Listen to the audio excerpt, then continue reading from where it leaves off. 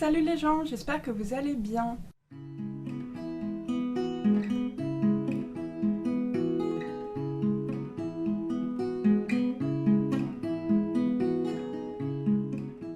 Pour cette nouvelle vidéo, j'espère que vous allez bien et j'espère que vous avez vraiment la joie de vivre parce qu'on va parler d'écologie et plus précisément d'effondrement. Et l'effondrement, c'est pas le sujet le plus joyeux qui soit.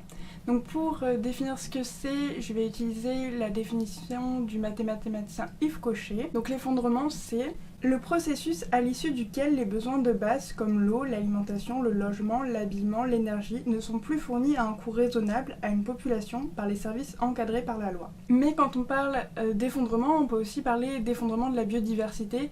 C'est quand les espèces s'éteignent ou ne sont plus en nombre insuffisant, où il n'y a plus assez d'individus dans une population pour que les espèces puissent perdurer. Pour vous parler de ce sujet, je vais vous présenter 4 livres, 2 ouvrages théoriques et 2 fictions. Et le premier, c'est L'humanité en péril de Fred Varga, publié en 2018 aux éditions Flammarion. Fred Varga, elle est surtout connue pour ses romans policiers, mais depuis très longtemps, elle s'intéresse à l'écologie. Et en 2008, elle avait écrit un texte pour justement parler de ce sujet, et ce texte a été lu en ouverture de la COP 2024 par Charlotte Gainsbourg. Et donc du coup, Fred Varga, elle a eu l'idée de creuser davantage le sujet, et donc elle s'est dit je vais écrire un nouveau texte, et elle visait une 50aine de pages, et finalement elle a écrit un bouquin de 250 pages. Dans ce livre, Fred Varga, elle va parler de plusieurs sujets, comme notamment la pollution des océans, la fonte des glaces, la déforestation, l'utilisation du plastique, l'énergie qui est utilisée pour les transports. Elle va parler de l'industrie agroalimentaire. C'est vraiment un livre qui est très dense, qui a plein d'informations, qui est bien documenté, mais c'est un livre qui a la particularité de ne pas être fragmenté en chapitres. Et donc du coup, même si les informations elles sont ordonnées de manière logique, c'est un peu dur de retrouver l'information dans le texte une fois qu'on a fini de lire le livre. Bon, après, une astuce très simple, c'est de se faire des petits post-it. Donc comme je vous le disais, c'est une lecture qui est vraiment très intéressante, mais c'est vrai que c'est un peu déprimant. On se rend compte qu'il y a beaucoup de choses qui dysfonctionnent et qu'on est vraiment en train de pourrir la planète. Mais heureusement, Fred Varga, elle essaye d'apporter une petite touche d'humour pour rendre son livre plus facile à lire. Et bien sûr, à aucun moment, elle ne culpabilise le lecteur. Et aussi, à la fin, elle fait un résumé et elle liste énormément de choses qu'on peut appliquer au quotidien pour pouvoir améliorer les choses. Donc c'est quand même un livre qui apporte plein d'informations, qui est agréable à lire, même si un peu déprimant, et qui, au final, reste... plutôt se finit sur une note positive. Pour débuter son livre, elle parle de l'inaction des politiques. Donc en fait, depuis 72, donc depuis la rédaction et la publication du rapport Mido, on sait que l'état de la planète ne va faire qu'empirer et qu'il faut absolument qu'on change nos modes de consommation, nos modes de vie. Et en fait, c'est seulement 25 ans plus tard, donc en 97, qu'il y a eu le protocole de Kyoto. Donc c'est une conférence qui a réuni différents dirigeants mondiaux pour justement parler d'écologie. Et depuis, il y a eu énormément de COP, de conférences qui ont eu lieu, et à chaque fois il y a des engagements qui sont pris, mais finalement ces engagements ne sont pas respectés. Et donc la situation ne fait qu'empirer. Et donc en 2018, il y a eu la COP 24, et en fait lors de cette COP, les différents dirigeants, les différents preneurs de décision qui étaient à cette COP ont décidé qu'il ne fallait pas que la température de la Terre dépasse les 2 degrés. Parce que sinon, si on dépassait les 2 degrés, ça allait causer des bouleversements climatiques, des catastrophes naturelles, qui allaient trop être perturbants. Bon, je vous détaille pas plus toutes les conséquences de ces fameux 2 degrés, je pense qu'on en a beaucoup entendu parler, mais ce qu'on a beaucoup entendu, ce dont on a beaucoup moins entendu parler, c'est le fait que le GIEC, donc le groupe international d'experts pour le climat, en fait préconisait de ne pas dépasser les 1,5 degrés. Et en fait, ils expliquent dans un de leurs rapports qu'en fait, si on dépasse les 1,5 degrés, même de 0,5, en fait, ça va avoir des conséquences telles au niveau climatique que ça va entraîner la mort des 3/4 de l'humanité. Donc c'est quand même pas rien. Donc ça veut dire que les preneurs de décision de la COP24 n'en ont clairement rien à faire de sacrifier 3/4 de l'humanité. Et c'est quand même hyper révoltant. On voit bien qu'en fait, les différents dirigeants mondiaux veulent vraiment privilégier la croissance quoi qu'il en coûte. Oui, je suis un peu énervée. Donc, je vais pas vous parler de tout ce qu'il y a en détail dans ce livre parce que sinon ce serait beaucoup trop long et puis je pense que c'est quand même plus intéressant pour vous d'avoir une revue plus courte et de découvrir le livre par vous-même.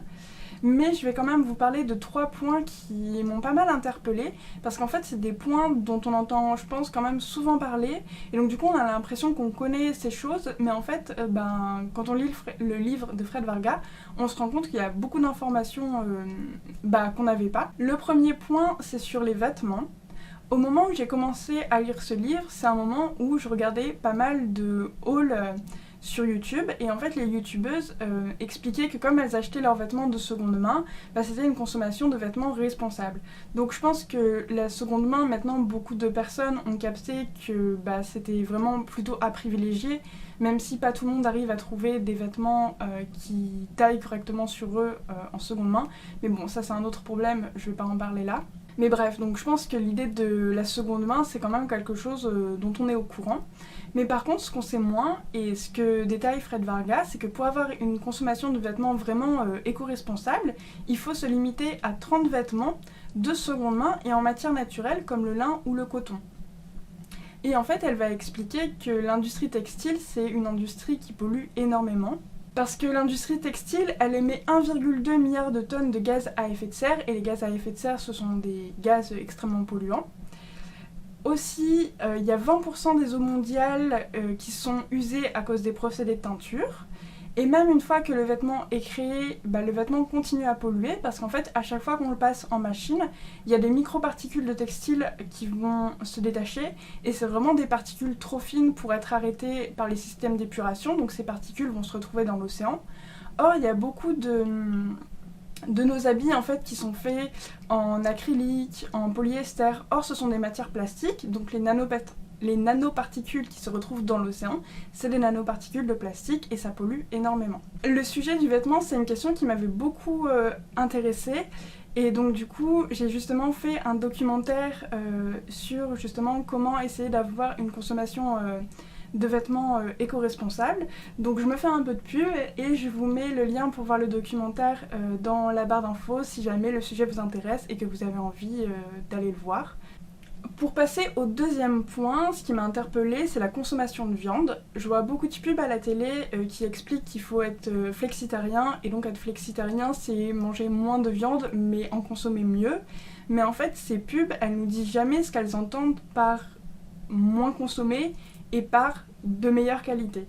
Et en fait, Fred Vargas, elle explique que une consommation éco-responsable de viande, c'est manger de la viande bio tous les 15 jours. Mais la consommation de viande, ça pose énormément de problèmes, c'est extrêmement polluant parce que on consomme énormément de viande et donc il faut des animaux pour pouvoir les manger et donc il faut de la place pour pouvoir les élever. Donc il y a beaucoup de forêts qui sont rasées pour faire de la place pour l'élevage des animaux. Et il faut bien nourrir ces animaux, donc il y a aussi beaucoup de forêts qui sont rasées pour pouvoir faire pousser du soja pour nourrir ces animaux. Et aussi, une fois qu'on a la viande, il faut la conserver, et donc la viande est conservée dans des frigos. Et en fait, les frigos, c'est extrêmement polluant parce que ça utilise des gaz fluorés, et en fait, les gaz fluorés émettent énormément, ce sont des gaz à effet de serre, donc ça pollue énormément. Et donc, l'idéal, ce serait vraiment d'avoir une alimentation végétalienne, donc pas de produits animaux, pas de viande, pas de poisson, pas de miel, pas d'œufs, pas de lait. Et donc, si on veut vraiment sauver la planète, le mieux ce serait d'être végétalien. Le troisième point, c'est les voitures. Fred Vargas nous explique que les politiciens font la promotion de la voiture électrique et nous présentent ça comme une solution éco-responsable. Or, en fait, c'est pas tout à fait vrai parce que les voitures électriques polluent. C'est tout simplement logique. En fait, quand elles roulent, les pneus vont s'user et ça va faire se décrocher des nanoparticules de plastique. Et du coup ça va polluer. Donc les voitures électriques polluent logiquement. Et en plus, les voitures électriques, elles fonctionnent avec des batteries au lithium. Or, dans 10 ans, on aura épuisé les ressources de lithium. Donc en fait, tout le parc de voitures qu'on a, on ne peut pas le transformer en un parc de voitures électriques, c'est pas possible, on n'a pas assez de lithium. Donc en fait, ce qu'il faut faire, c'est abandonner petit à petit l'utilisation de la voiture et plutôt privilégier les transports en commun ou le vélo ou la marche quand on est en ville ou quand on a des petites distances à parcourir, et pour les plus longues distances, privilégier le train. Donc voilà pour les 3 points qui m'avaient interpellée. Mais bien évidemment, il y a énormément d'autres points qui sont abordés dans le livre de Fred Vargas. C'est vraiment hyper intéressant, mais juste, j'ai fait le choix de ne pas vous faire un résumé détaillé de tout son livre. Mais vraiment, je vous conseille de le lire parce que c'est super intéressant. Et c'est mon amie Marion qui m'a conseillé de lire ce livre. Et c'était ma première lecture sur un domaine en rapport, sur l'écologie. Et je trouve que c'est vraiment une première lecture qui est accessible si on souhaite se documenter sur le sujet et que on débute dans cette documentation. Et aussi, en 2022, Fred Vargas a sorti un volume 2. Je vous avoue que je suis tiraillée entre l'envie de le lire pour continuer à m'informer et l'envie de ne pas le lire parce que j'ai pas envie de voir qu'on n'a pas avancé et qu'on a encore beaucoup trop de problèmes à gérer. Mais bon, c'est pas en se voilant la face qu'on va pouvoir trouver des solutions. Donc ce livre est sur ma pile à lire et quand je l'aurai lu, ce serait vraiment avec plaisir que je vous en ferai la revue. Le deuxième livre que j'ai à vous présenter, c'est Comment tout peut s'effondrer de Pablo Servigne et Raphaël Stevens, paru aux éditions du Seuil en 2015. Donc 2015, ça commence un peu à dater pour des informations scientifiques, mais malgré tout, je trouve que c'est un livre qui reste d'actualité et qui est très pertinent pour pouvoir comprendre les mécanismes de l'effondrement. C'est un livre qui est composé de 3 grandes parties. Donc dans la première partie, Raphaël Stevens et Pablo Servigne nous expliquent pourquoi nos sociétés vont s'effondrer. Dans la deuxième partie, ils expliquent qu'en fait, prévoir un effondrement, c'est incertain. On ne peut pas prévoir un effondrement avec certitude. Et dans la troisième partie, il nous explique à quoi pourrait ressembler l'effondrement de nos sociétés et comment s'y préparer. Donc dans ce livre, il nous explique que notre société est en train de s'effondrer, et en fait il nous explique qu'on est dans une société industrialisée, et donc pour fonctionner, la société a besoin d'énergie. Et comme on est dans une logique de croissance et de surconsommation, il faut toujours plus d'énergie pour fonctionner. Et en fait, la seule source d'énergie qui fournit autant d'énergie, c'est le pétrole. Or, depuis 2006, les réserves s'épuisent, et donc du coup, c'est de plus en plus compliqué d'extraire du pétrole, et donc c'est de moins en moins rentable. Et donc, on va arriver à un moment où on n'aura plus assez d'énergie pour faire fonctionner la société, et donc, au lieu de croître, on va décroître. Donc on pourrait se dire qu'une solution, c'est de se tourner vers les énergies renouvelables. Or, pour faire des éoliennes, des panneaux solaires, des barrages, en fait, il faut beaucoup d'énergie, et il n'y a que le pétrole qui peut fournir autant d'énergie. Donc en fait, les énergies renouvelables, c'est plus une solution. En fait, ça aurait pu être une solution si dans les années 70, donc quand le rapport Mido a été publié, si à ce moment-là, les politiques avaient décidé de se tourner vers le développement durable, vers les énergies renouvelables, ça aurait été possible et on n'aurait pas été dans la merde. Et vraiment, je trouve ça fou parce que quand ce livre est sorti, donc en 2015, moi j'étais au lycée, et à ce moment-là, je me souviens qu'on avait un cours où on devait faire un débat pour ou contre les énergies renouvelables, et moi j'étais dans le camp des pour, et j'avais trouvé pas mal d'arguments pour, justement. Et en fait, je trouve ça fou parce que déjà en 2015, il y a des scientifiques qui nous alertaient sur le fait que les énergies renouvelables, c'était plus une solution. Et je trouve que c'est dommage parce que j'ai l'impression qu'encore maintenant, on parle des énergies renouvelables, mais en fait, apparemment c'est mort, quoi. Ça nous aidera pas.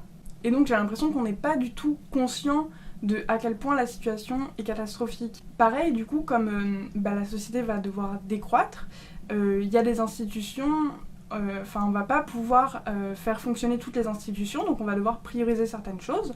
En gros, par exemple, pour faire tourner un hôpital, il faut de l'énergie, il faut de l'électricité pour éclairer et chauffer les salles, il faut de l'électricité pour faire tourner les machines, il faut de l'énergie pour fabriquer les médicaments, pour les acheminer jusqu'à l'hôpital, il faut de l'énergie pour fabriquer toutes les machines, tout le matériel de soins, etc.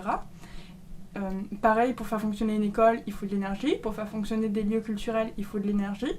Et il y a un moment où on n'aura plus assez d'énergie pour faire fonctionner tout ça, et on va devoir prioriser certains secteurs, choisir si on veut plutôt garder un hôpital ou une école. et, ou autre chose.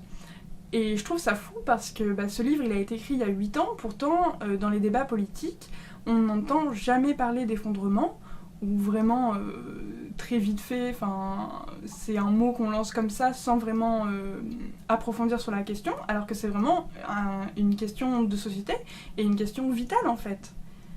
Et je trouve qu'on est vraiment dans une sorte de déni, alors c'est hyper alarmant. Oui, je suis un peu catastrophée. Pablo Servigne et Raphaël Stephen nous expliquent également que l'effondrement ça concerne aussi la biodiversité. En fait, ils nous expliquent qu'il y a des espèces qui s'éteignent, et quand ces espèces elles s'éteignent rarement seules, elles en entraînent d'autres avec elles. Mais en fait ça s'explique par le fait que les espèces ont des relations les unes entre les autres, il y a la chaîne alimentaire par exemple. Donc quand il y a une espèce qui disparaît, toutes les autres espèces qu'elles mangeaient, elles vont proliférer vu qu'elles ont plus de prédateurs.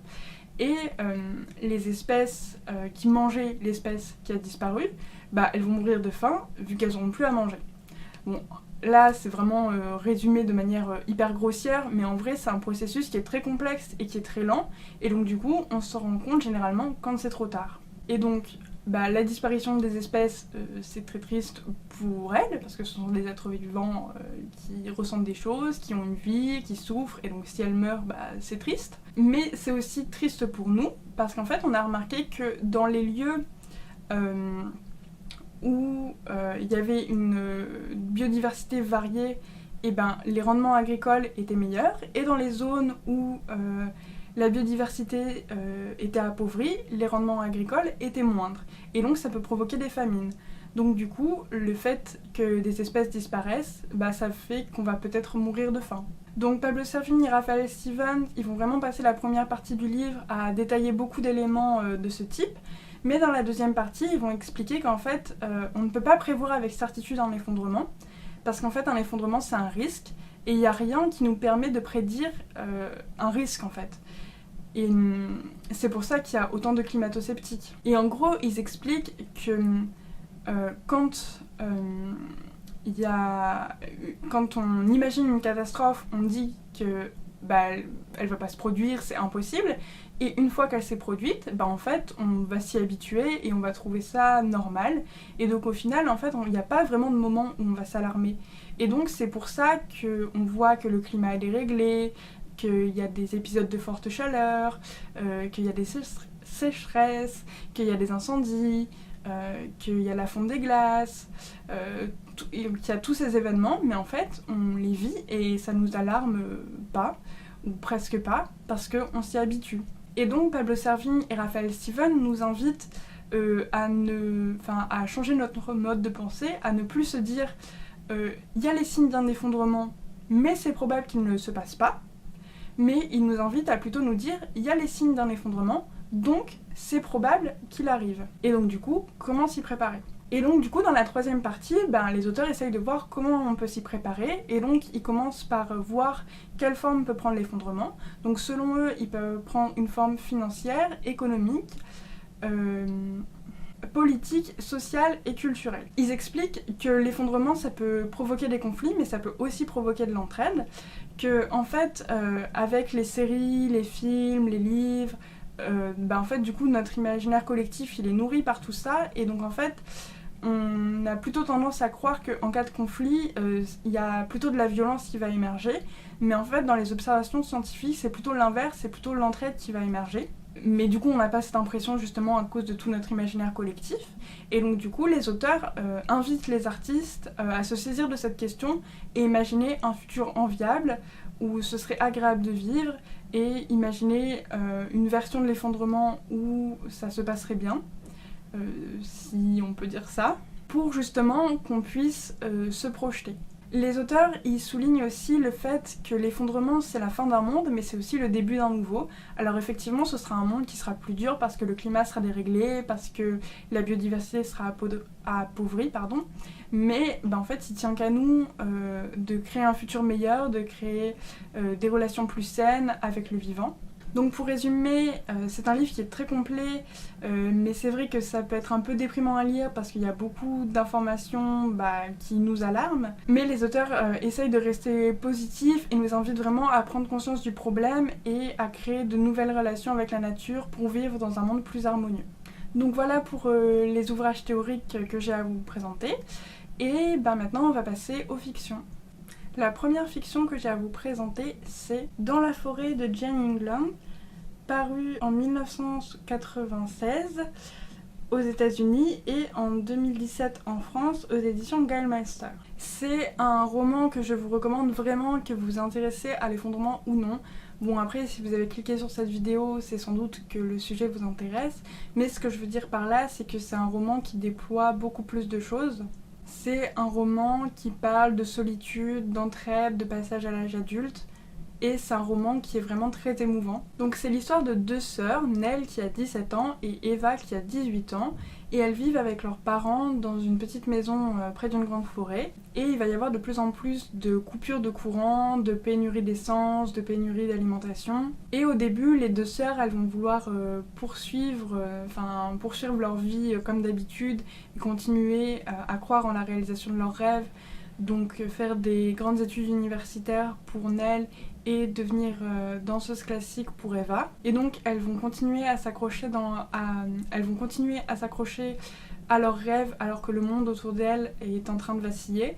Et en fait, coup sur coup, elles vont perdre leurs parents et elles vont devoir se débrouiller seules dans un monde qui devient de plus en plus dur. Avec les livres théoriques que j'ai lus, donc avec l'humanité en péril, comment tout peut s'effondrer, mais aussi avec la désobéissance fertile, je me suis créé une image de l'effondrement. Et en fait, ce roman décrit exactement l'effondrement comme je me le suis imaginé. Donc ça a un côté à la fois rassurant et anxiogène. C'est rassurant parce que ça permet de se projeter à travers le témoignage de Nell.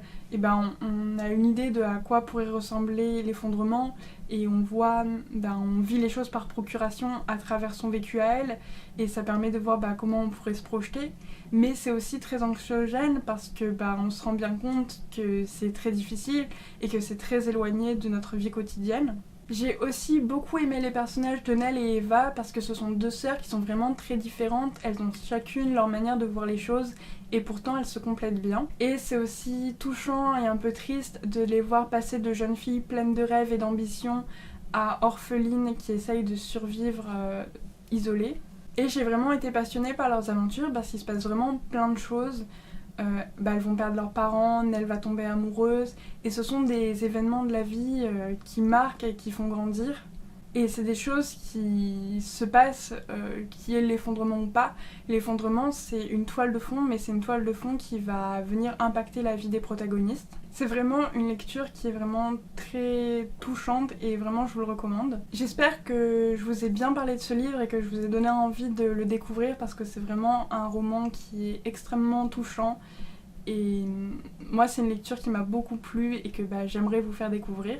Le deuxième roman que j'ai à vous présenter, c'est Les Désossés de François Despenoux, publié en 2020 aux éditions Anne Carrière. Donc c'est l'histoire d'une famille de riches où il y a le père, la mère, la fille et son fiancé qui passent des vacances dans un luxueux chalet dans la plus luxueuse station de ski. Et ils sont accompagnés par l'homme de main du père et par leurs domestiques.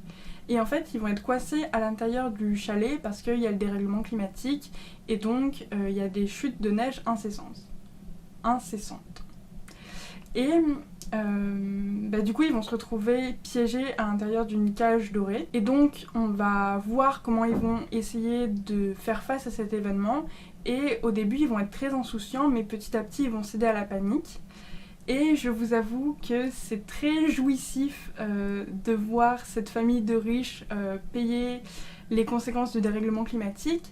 Parce que quand on dit que 10% des plus riches sont responsables de 50% des émissions de gaz à effet de serre, et bien en fait en France, quand tu gagnes 3100 € à peu près, tu fais partie de cette catégorie. Donc clairement cette famille elle fait partie des 10% des plus riches qui polluent le plus. Et donc du coup ouais, il y a un côté un peu jouissif à les voir payer les conséquences de leurs actes. Surtout que ces personnages ils sont assez caricaturaux, enfin pas dans un sens négatif, Ils sont très bien écrits, mais ils ont vraiment un côté personnage de comédie, et donc du coup ça permet de créer une certaine distance et pouvoir rire de leur malheur.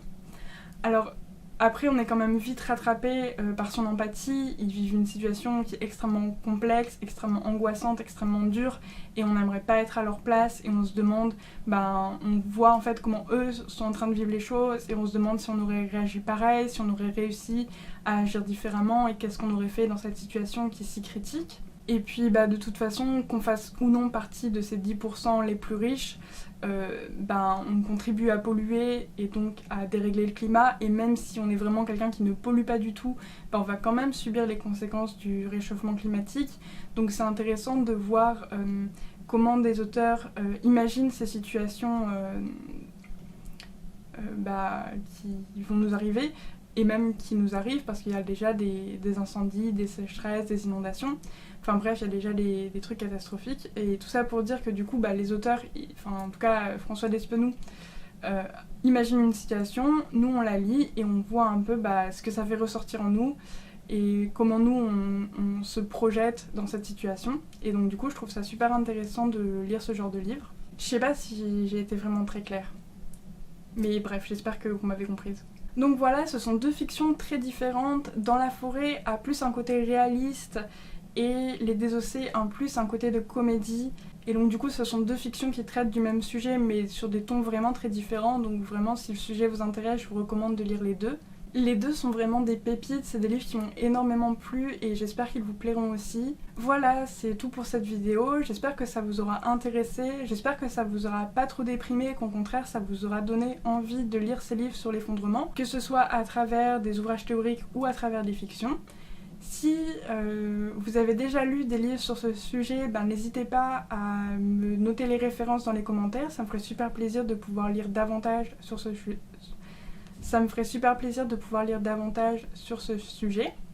J'ai un peu du mal à prononcer.